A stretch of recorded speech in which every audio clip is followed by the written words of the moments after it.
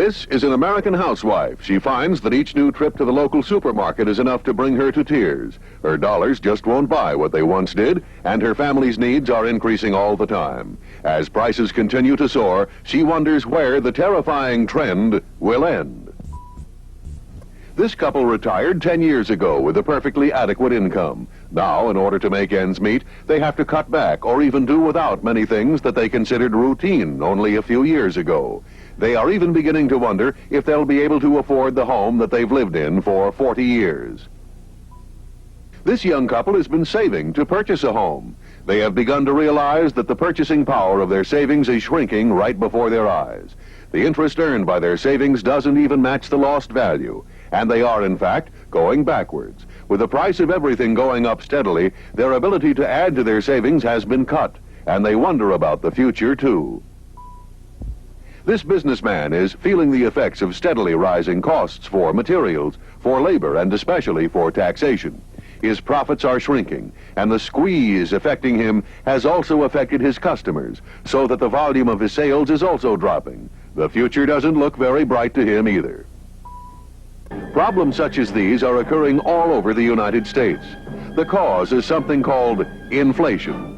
What inflation really is and how its disastrous effects can be stopped is the subject of Dollars and Cents.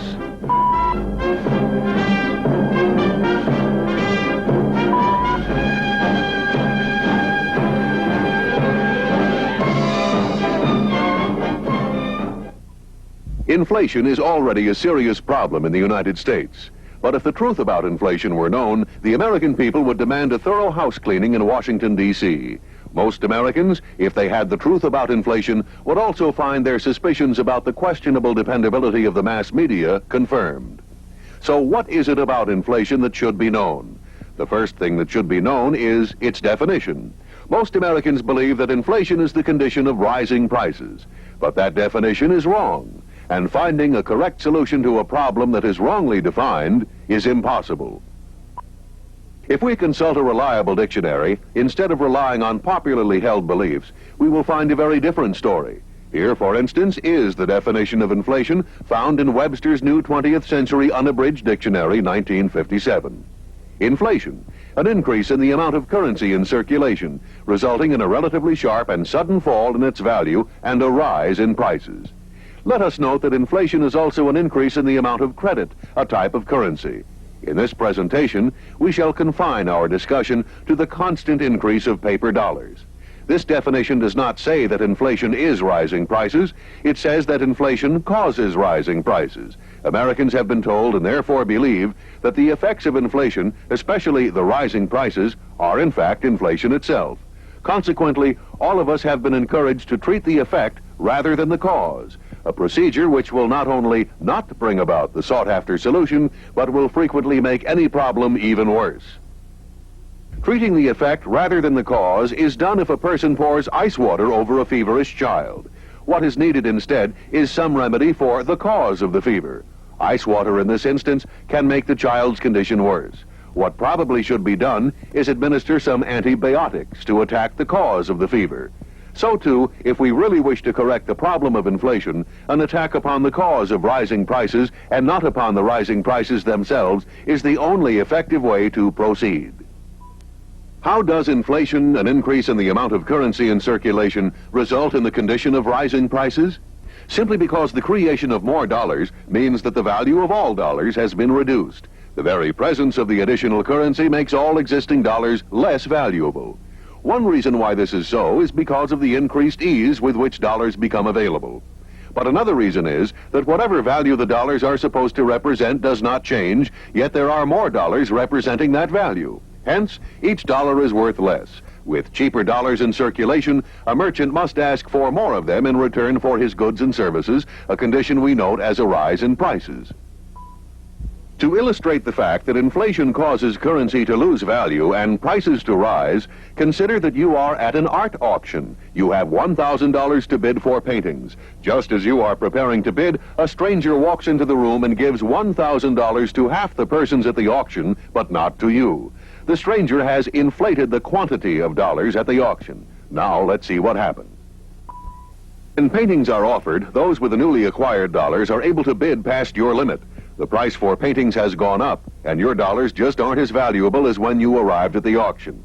Both effects, the rising prices and the diminished value of the dollars, were caused by an increase in the quantity of money at the auction. Yet we live in a world of business which is actually a gigantic auction. More currency in circulation will cause the exact same effects in the marketplace as it did at the art auction. While we have been referring to two results of inflation, increased prices and less valuable currency, it is more accurate to say that they are really two aspects of the same single effect of inflation. Inflation causes a decrease in the value of currency, but we most often refer to this condition as an increase in prices. Actually, prices are not affected by inflation. It is the value of the currency that is affected. For instance, a $20 gold piece was obtainable 50 years ago for $20 in paper currency. Today, that same $20 gold piece commands over 250 paper dollars. The price of the gold isn't what changed. It is the value of the currency that has been altered. So, the obvious solution to the problem of inflation is to stop increasing the amount of currency. The only agency in the United States that can increase the amount of currency, which is therefore the only agency that can correctly be blamed for the problems associated with inflation, is our federal government. That's right, the federal government is responsible for inflation and for its crushing effects, the diminishing value of the dollar and the resulting rise in the price of everything. Housewives don't cause inflation, even though federal officials tell us that they don't know how to shop wisely. Businessmen who are simply trying to stay alive when they raise their prices don't cause inflation. Farmers aren't guilty, nor are labor unions, distributors, or anyone other than government. When federal officials and the news media in our country tell the American people that anyone but government causes inflation, they are perpetuating a monstrously dangerous fraud. And when merchants tell Americans that their lower prices are fighting inflation, they are either displaying their ignorance or counting on yours. One reason why the federal government increases the quantity of currency is quite easy to understand. It does so to cover its deficits, and these deficits are the result of government spending more than it has, almost always to pay for programs which the people would never allow if they were taxed directly to pay for them. Inflation, in fact, is a hidden form of taxation, which is going on steadily in our country. Ultimately, the government simply prints more currency to pay its bills. The additional currency takes value from all of the currency possessed by the people, just as if all of us were taxed. What about this paper currency that the government now prints in such great quantities? We all know that paper money is really pieces of paper, which are supposed to represent something of value. Where government assumed the power to increase the supply of currency is an important consideration. So, in order to better understand what has been happening to our currency and to ourselves, let's look back into history and try to determine what money really is.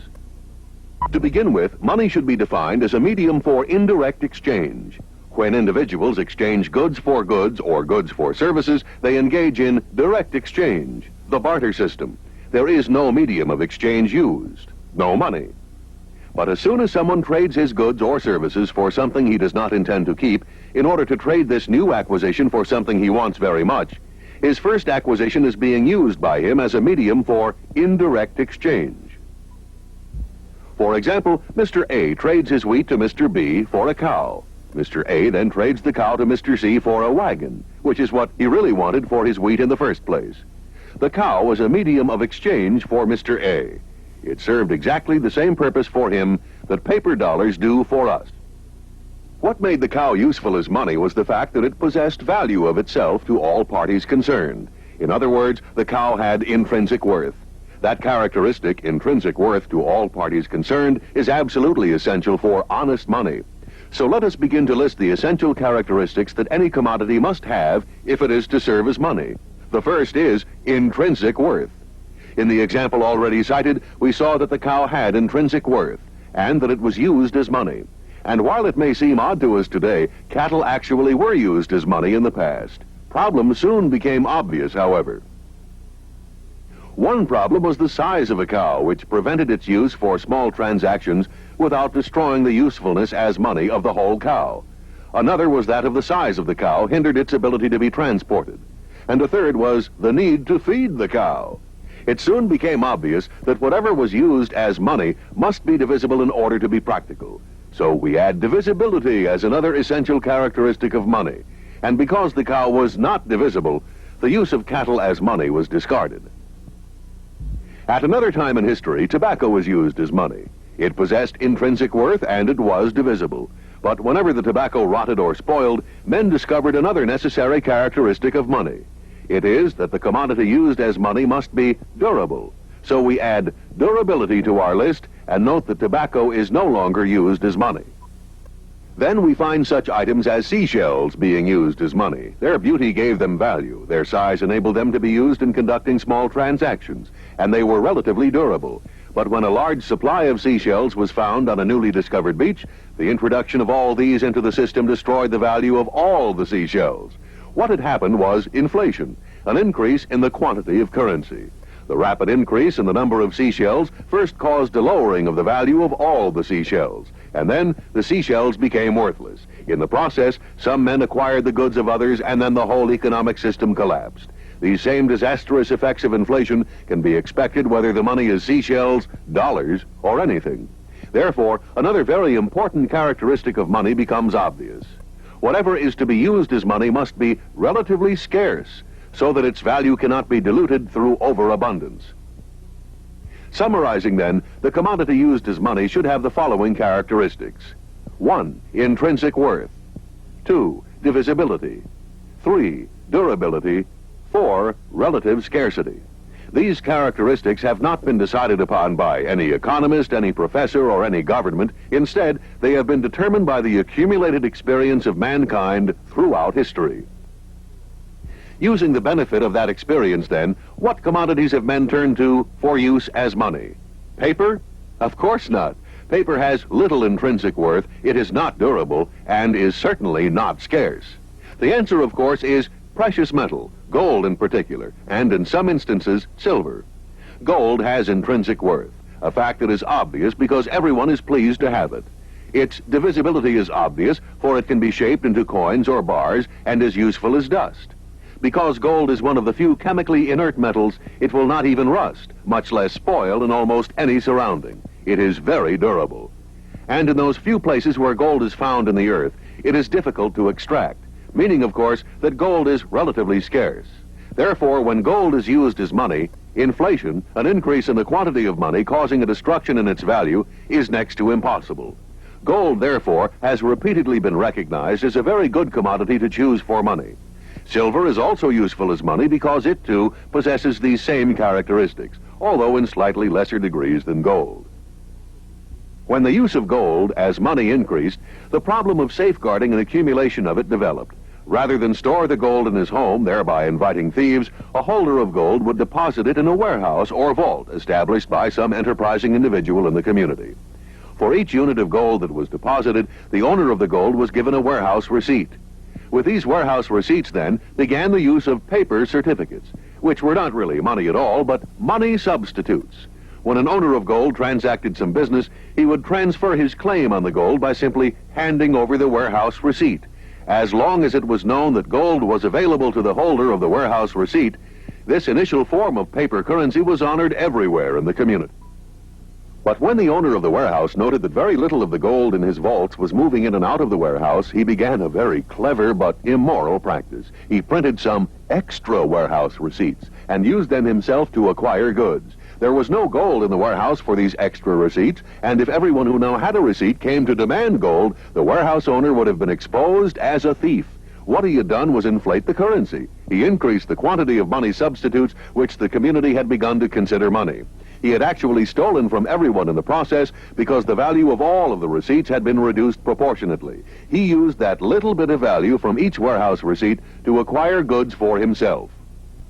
A run on his warehouse by all those who possessed receipts for gold would probably have resulted in his being hanged. But no one knew what he had done. He had cleverly and quietly confiscated a portion of the wealth of the community without the people being aware. The fact that this thievery wasn't immediately known does not mean that he was any less a thief. It is this type of thievery that governments practice all the time, and it is exactly what our government is doing to us. Paper currency, actually a money substitute, is only honest when the real money for which it is a substitute is readily available to its holder. Now let's take a look at the currency in use in our country during the 20th century. What you now see is a display of the different types of currency that Americans have used over the past 60 years. Just examining the bills themselves tells quite a story about what is happening to our money and what is happening to us. The first bill is a gold certificate which was issued in 1928. It says, "This certifies that there have been deposited in the Treasury of the United States of America $50 in gold coin payable to the bearer on demand." That pledge was met by the United States government whenever anyone asked for the gold in return for this gold certificate. This particular currency was so respected that it gave rise to the expression, "good as gold," which it surely was. It was probably the finest paper money that the world has ever known. But in 1933, our government took us off the gold standard and even passed a law making it illegal for Americans to own gold. So gold certificates and that good, honest promise to provide gold disappeared. Next, we see a silver certificate dated 1957. It says, "This certifies that there is on deposit in the Treasury of the United States of America $1 in silver payable to the bearer on demand." Had a holder of one of these asked for silver until 1968, the government would have honored the pledge. But in 1968, President Johnson and the Congress repudiated its obligation to back currency with silver or anything. This type of paper money then disappeared, and so, too, did much of the gold and the silver that formerly backed it.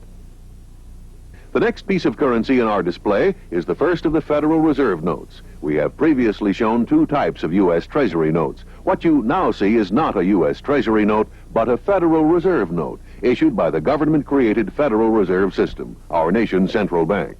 A central bank for controlling money and credit was deemed an absolute necessity by Karl Marx when he wrote the Communist Manifesto. The United States was saddled with the Federal Reserve System in 1913. Since then, it is the Federal Reserve that has had the power to inflate our currency and to make decisions regarding money which affect the lives and property of every American citizen. The first of the Federal Reserve notes said, "redeemable in gold on demand," and any holder of this type of note could get gold for it until 1933. This particular note was issued in 1928. But when the Roosevelt administration took us off the gold standard, this type of currency became a collector's item. The Federal Reserve System then gave us another type of note, which said, "This note is redeemable in lawful money." In October 1969, an American citizen walked into the Federal Reserve Bank in Los Angeles, presented a $50 Federal Reserve note carrying this same statement, and asked for some lawful money. He contended that the paper note that he had presented could not be lawful money if it was itself redeemable in lawful money. But he was told that he could exchange his $50 bill for any other $50 Federal Reserve note, or for any combination of other Federal Reserve notes adding up to $50. He wanted lawful money, and was told that he could not have anything other than more paper money. As he left the Federal Reserve Bank, he recalled that the U.S. Constitution forbade any state to, quote, "make anything but gold or silver coin a tender in payment of debts," end quote. And also that powers not expressly given to the federal government could not be assumed. What this man found out, and obviously knew beforehand, was that there was no backing of any kind behind the paper money. Which brings us to the last piece of currency in our display, which says, "This note is legal tender for all debts, public and private." This is the type of currency which Americans carry in their pockets and purses today. In other words, the currency is redeemable in nothing. And not only is all this currency redeemable in nothing, but all other U.S. currency is equally redeemable in nothing, no matter what it says on it. The currency in use today depends for its value on the fact that the American people don't know that it has nothing backing it up, and also the fact that the government commands everyone to accept it in payment for debts. As long as Americans will accept this currency in payment for goods and services, it is still usable. But any coin dealer will quickly confirm to you that its value is falling steadily, because a $20 gold piece costs over $250. And no matter how many edicts the government publishes telling us that valueless money is valuable, the fraud is becoming known. It is already known abroad where individuals who are not required by the U.S. government to accept American dollars are repudiating them or charging a premium for accepting them. In the United States, we have proceeded from the finest, most honorable currency the world has ever known to totally irredeemable paper. As the amount of paper in circulation grows because of government inflation, the public will become aware of its worthlessness or will be forced by circumstances to repudiate it. Recently, the owner of a movie theater in eastern Massachusetts showed his awareness of the declining value of paper currency and sandwich coins when he announced that he would admit anyone to his theater for a paper dollar, 4 sandwich quarters, or 1 pre-1965 silver quarter. When gold or silver was behind the currency, the amount of paper that the government was able to print was limited by the amount of gold or silver in the treasury. Even when laws were passed allowing the government to double or quadruple the amount of paper compared to what it held in gold or silver, thus legalizing the crime of the warehouse owner, the amount of currency was still limited. But now that all backing for the currency has been removed, the only limitation on the amount of currency in circulation is the size of the national debt. And this is no limitation at all because Congress increases the debt ceiling all the time. If a private citizen printed more dollars to cover his excessive spending, he'd be branded a counterfeiter, and he'd be hounded by Treasury agents until he was caught.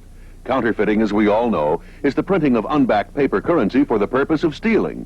But there's a good lesson to be learned from studying why it is that counterfeiting is wrong. After all, if an individual can produce nice-looking $20 bills which have the same quality paper and ink, why shouldn't he be allowed to continue? Most Americans would say that counterfeiting is wrong because it enables the counterfeiter to acquire someone else's goods and services without giving anything of value in exchange. That's true. And for that reason alone, counterfeiting is wrong. But others would go a bit farther and say that a counterfeiter might seek to raid the U.S. Treasury of its gold or silver, which would also be wrong. However, this was wrong only when there was gold or silver behind the currency. Today, there is nothing backing our paper dollars. Counterfeiting is wrong because it amounts to inflation, which is stealing. If at a time that our currency were backed by gold or silver, a private citizen wished to print his own currency and also wished to deposit an equivalent amount of gold in the treasury, then he would not be defrauding anyone. But this never happened. The printing of unbacked paper currency for the purpose of stealing, counterfeiting, is always wrong, whether it's done by individuals or governments. It is not at all incorrect to say that the government is in the counterfeiting business. What has been done to our money has been done quietly, and where questioned, the government has insisted that the process has amounted to progress. But irredeemable currency and inflation is not progress at all. It is treachery that can only lead to national and personal disaster. We might ask ourselves, what happens to the nation, to its economy and its stability when currency is made worthless? The answer is that productivity stops, commerce grinds to a halt, savings, insurance policies, and retirement funds evaporate, businesses close, jobs evaporate, and chaos becomes the order of the day. Productivity stops because one of the most important byproducts of the use of money is the resulting widespread division of labor. Men are enabled through the use of money to undertake every conceivable type of employment. The use of money allows for a wide variation in productivity. It allows for ease in transportation, marketing, and distribution of goods. And it allows men to use their labors and to be compensated for them in countless numbers of ways. The use of money is, in fact, a cause of advancing civilization, not a result of it. The tremendous material progress which has so characterized our nation is traceable in great measure to the fact that we have used money, and our money has been honest. Commerce ceases when money becomes worthless, because there is no available medium for exchange. How is a man who produces refrigerators in Indiana, or automobiles in Michigan, or electronic equipment in Arizona, going to be paid by a man who wants such items in New Jersey or California? Without money, commerce simply stops. Savings, retirement funds, insurance policies, and any other investment whose value is based on sound currency will also evaporate. Businesses will close when their owners are unable to sell their goods. Jobs will then evaporate. The situation will become one of desperation and chaos, as everyone is immediately forced to trade whatever he might have of value for food, fuel, and clothing. And even these basic necessities will become unavailable because the men who processed, transported, stored, and merchandised these items in return for money are themselves forced out of business. The horror we are describing is not the product of an overactive imagination. All of this actually occurred in Germany in the early 1920s. Prior to World War I, in 1914, a single German mark was worth about 24 cents in equivalent American currency. After the war was over, the mark had fallen in value to about 11 cents. But then inflation really took hold in Germany, and the value of the mark fell proportionately. 1914, one egg cost 8/100ths of a mark. By 1918, one egg cost 25/100ths of a mark. By 1922, the single egg cost 180 marks. In the summer of 1923, the same type of egg cost 5,000 marks. And in November of 1923, just prior to the total collapse, a single egg cost 80 billion marks. 1 pound of meat cost 90/100ths of a mark in 1914, and 2 marks in 1918. By 1922, a pound of meat cost 1,200 marks. In the summer of 1923, the same type of meat cost 90,000 marks per pound. And in November of 1923, a single pound of meat cost 3,200 billion marks. When the end came in Germany, everyone who was left holding currency found it to be worthless. Jobs were lost, businesses were closed, savings and retirement funds evaporated, and chaos was everywhere. Just prior to the final collapse, the German worker asked to be paid in the morning so that he could meet his wife at noon and she could then spend the money before it lost any more value. German citizens actually used large baskets to carry the paper money. The currency you see before you is a note for 100,000 German marks. It carries an issue date of February 1st, 1923. It would have been a small fortune in 1918, but only a few months after it was issued, it would only buy 1 pound of meat. By the end of the year, only 9 months after it was issued, it was absolutely worthless. Here are some German bonds purchased by a patriotic German citizen in 1922. Whoever owned these was to be repaid in installments beginning in 1926, with final payment in 1932. But before any of the installments were paid, these coupons were not worth the paper they were printed on. What happened in Germany in 1923 was caused by government, and what is happening in the United States today is also being caused by government. Undoubtedly, there are many Americans who want very much to believe that the horror of not being able to work, not being able to obtain food and fuel, and not being able to rely on accumulated savings, investments, and insurance will not happen to us. But we have no good reason to think that all of this won't happen. In fact, it is possible that all of this horror could happen to Americans in the very near future. But what is even more possible, and is, we believe, the ultimate goal of those who are destroying our currency, is the imposition of total government power over the lives of the American people. The man whose picture you now see is John Maynard Keynes. An Englishman, Keynes lived from 1883 until 1946. He was a member of a group called the Fabian Socialist Society, whose purpose was to bring about socialistic control of one nation after another until total world control was theirs. Shortly after World War I, Keynes wrote a book entitled The Economic Consequences of the Peace, wherein, among other things, he told his readers of his admiration for and friendship with Lenin, the communist dictator. Keynes and Lenin both knew a great deal about money, inflation, and economics, and they shared a great hatred of economic freedom, preferring instead the socialist communist system. In The Economic Consequences of the Peace, John Maynard Keynes wrote, Lenin is said to have declared that the best way to destroy the capitalist system was to debauch the currency. Lenin was certainly right. There is no subtler, no surer means of overturning the existing basis of society than to debauch the currency. Which is exactly what we have tried to demonstrate in this presentation. If the enemies of the United States wanted to destroy our wonderful country and to overturn our system, which has meant freedom and abundance for our people, they could certainly accomplish their goals by destroying our currency. And as business slows down, as savings melt away, as fear of the future becomes commonplace, and as our whole economic system is threatened, it is obvious that an enemy from within is succeeding. Keynes had many admirers in the United States who were themselves members of Fabian socialist organizations in America, such as the League for Industrial Democracy, the Americans for Democratic Action, and the Council on Foreign Relations. Among the warmest admirers of Keynes while he lived were such prominent Americans as newspaper columnist Walter Lippmann, Supreme Court Justice Felix Frankfurter, and President Franklin Delano Roosevelt. Generally speaking, what Keynes and his followers wanted to do was bring about state socialism by destroying a nation's currency while constantly building the power of government. Deficit spending, huge federal budgets, and inflation have always been pet projects of the Fabians. For years, the United States has been run by men who were Keynesians, even if they did not realize it themselves. No matter whether Democrats or Republicans were elected, the plans of those who wished to destroy our country continued. In 1968, the American people elected Richard Nixon, whom many thought would provide a change from the steady move toward socialistic big government. Instead, his administration was responsible for more deficit spending, more inflation, and more new government controls than any other administration in history. Most observers of the economic suicide practiced by Richard Nixon were not surprised when he admitted in January 1971 that he was now a Keynesian in economics. Much more than his admission, however, his policies indicated that this was so.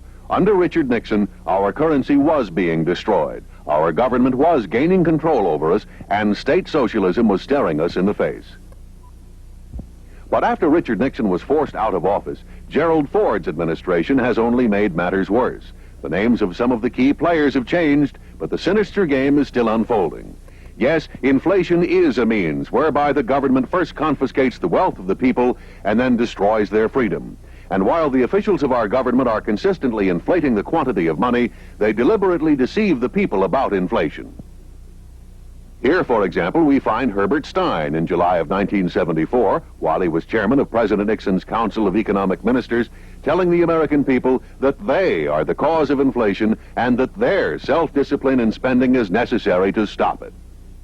In September 1974, newspapers across the country carried news about a meeting of top economists from business, labor, education, and government. All kinds of proposals were offered to curb inflation, but almost all were based on a wrong definition of what inflation really is. The results of this meeting could be summed up in the oft-repeated but wrong attitude that inflation is a difficult, elusive problem and not even the experts can solve it. That, of course, is pure hokum. Inflation is easy to understand and easy to stop. Many of the experts, such as Arthur Burns of the Federal Reserve System, suggest wage and price controls as a cure for inflation. This is a classic example of treating the effect, not the cause. When money loses value, it appears as though prices rise. But wage and price controls, which treat the price rise, force a producer to sell his goods at a loss, thereby forcing him out of business. This makes fewer goods available and contributes to the destruction of the nation. Wage and price controls will no more help to stop the problem of inflation today than they did when the Emperor Diocletian instituted them in the death throes of the Roman Empire. When looking around for dangerous and silly suggestions for combating inflation, however, we sadly find that President Ford outdid everyone. On October 15, 1974, he announced his Whip Inflation Now Win program. If you wrote to the White House, you would receive a little win button to wear in your lapel. The WIN campaign included a dozen ways to treat the problem of rising prices, but virtually nothing to curb the government's program of inflation. President Ford did a great deal to perpetuate the fraudulent notion that inflation is rising prices and that somehow the people and not the government were at fault. He told us to plant WIN gardens, recycle scrap, become more productive, waste less, and even clean up our dinner plates. What does any of that have to do with stopping the government from increasing the quantity of money? Nothing. Notice that all of these suggestions by officials, experts, and even the president are aimed at convincing the people that it is they who are the culprits. None are aimed at the government, which is the only source of the problem. After telling us to clean our dinner plates and plant a garden, President Ford proposed a federal budget with the largest single planned deficit in the history of our nation. He says that his budget will include a planned deficit of $52 billion, and it might even reach $70 billion. When the federal government prints more currency to cover that kind of deficit, the value of the dollar should hit a new low, and the prices of everything should hit new highs. As might be expected, the deceivers who have inflated our currency, thereby robbing us and leading us into economic chaos, also have a solution to the problem they have created. The solution is world currency under United Nations control. Here is an article written by a former congressman who is now a university professor. In calling for United Nations currency, he is even suggesting that our nation go beyond the plans offered by John Maynard Keynes and Harry Dexter White, an assistant secretary of the Treasury during the Roosevelt and Truman administrations. Harry Dexter White was positively identified as a communist in sworn testimony before government agencies. Yet this same Harry Dexter White was the moving force behind the creation of the United Nations International Monetary Fund. And the IMF is already in the business of issuing an international currency called Special Drawing Rights, SDRs. SDRs are called paper gold, but they aren't paper gold at all. They are paper. There is, in fact, no such thing as paper gold. What is being proposed is exclusive use of this type of currency. but it will mean United Nations control of the world's currency. It will give the United Nations the power to do to the whole world what has already been done to individual nations by their own governments. And it will also mean a loss of sovereignty for those nations which allow their money to be controlled by the World Organization. If our leaders were really serious about getting us out of the grip of inflation, they would not create gigantic deficits which they cover by printing vast quantities of new currency. If our leaders were really desirous of stopping the toboggan slide we are presently on, they would see to it that there was something of value behind our currency. If our leaders were honestly trying to solve the problem of inflation, they would not deceitfully blame the people for it. There are some simple steps that can be taken by our government to save the dollar, and to save our nation and our freedom. But before we list them, we offer a word of caution to anyone who might be thinking solely about protecting himself from the fate that fell on the German people in 1923 and is staring us in the face today. It would not be illogical at all to decide to acquire gold and silver coins whose value would still exist should the paper currency become worthless. Nor would it be illogical to store food and other essential items. It's always a good idea to be prepared for a temporary emergency. But the situation facing us is different than the one which faced the German people. That difference is the threat of a loss of sovereignty, which the destroyers really mean to accomplish. Germany was wrecked by inflation, but the German people still had their country. If the United States continues on its present disastrous course, you can be certain that our leaders will propose steps which will transfer our independence to the obviously anti-American United Nations. So it becomes essential for Americans to restore and then preserve the system here in the United States. If the plans of those who are destroying our money and our economic freedom are completed, a loss of sovereignty and then tyranny will be our fate. At that time, anyone caught spending gold or silver coins will be arrested, and those who have food in their basements will be declared enemies of the state. What we are saying is that there is no way that any individual can protect himself if the American system is destroyed. So it becomes obvious that a first priority should be the preservation of the system. Nothing else makes much sense at all. In order to save our nation, our dollar, and our freedom, the following steps must be taken. 1. No more inflation. Government must be forced to stop increasing the quantity of currency in circulation. 2. No more deficit spending. An end to such madness would largely remove the existing mechanism for inflating the currency. 3. All wasteful, unnecessary, and unconstitutional federal programs should be abolished. 4. The federal government should establish a goal of again issuing redeemable currency backed by gold or silver. 5. The government and the communications media must be forced to tell the truth about inflation, about money, and about everything. 6. The United States should get out of the United Nations, and then the United Nations should be told to leave the United States. When this is accomplished, any possibility that our sovereignty could be transferred to the world government during a manufactured crisis will be removed. We can then work to restore our own currency and solve our own problems.